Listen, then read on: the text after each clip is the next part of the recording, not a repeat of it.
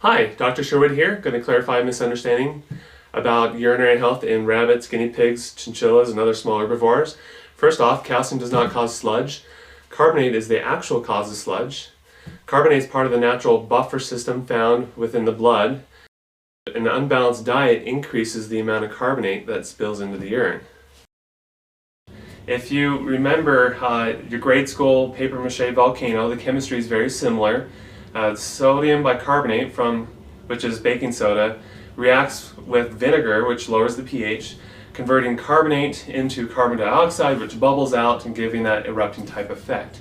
You can accomplish the same thing by adding calcium carbonate instead of sodium carbonate, which is baking soda. And the calcium carbonate, when you lower the pH, the carbonate will react and convert over to carbon dioxide and bubble out in the same way. If you add vinegar to fresh rabbit urine to lower the urine pH, it will actually react in the exact same way, where the carbonate will convert over to carbon dioxide and bubble out of solution, leaving the calcium behind, dissolved in the urine, and it goes clear, meaning it's not a precipitate, there's no sludge anymore. So as an example, I want to show you how this actually forms. In one vial here in this video, I'm showing you that by adding carbonate and to one vial, it mixes and is clear. If you add calcium to the other vial, it is also clear and dissolves totally into solution. When you mix the two together, the carbonate will bump into calcium ions in solution, and when they do, they chelate or bind to it, pulling it out of solution, forming sludge or precipitate. And you'll notice that that reaction happens pretty quickly. It forms white and goes opaque. But if you give enough time, the calcium carbonate sludge or precipitate will fall out of solution and settle down at the bottom, forming that sludge.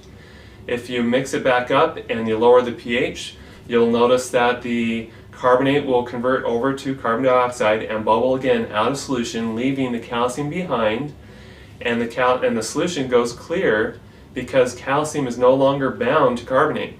It dissolves freely in the water, and the carbonate is now gone. So if you're trying to solve a urinary health problem in your pet, you'll find that most people recommend the typical Timothy hay-based, grain and soy-based pellet because it's low in calcium.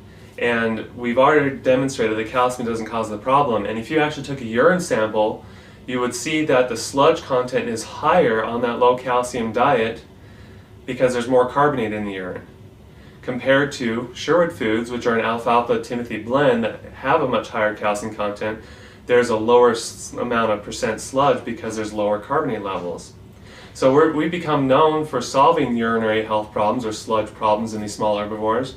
By simply switching to our food, we help balance the diet better, which minimizes urinary carbonate levels and reduces sludge and increases urine volume.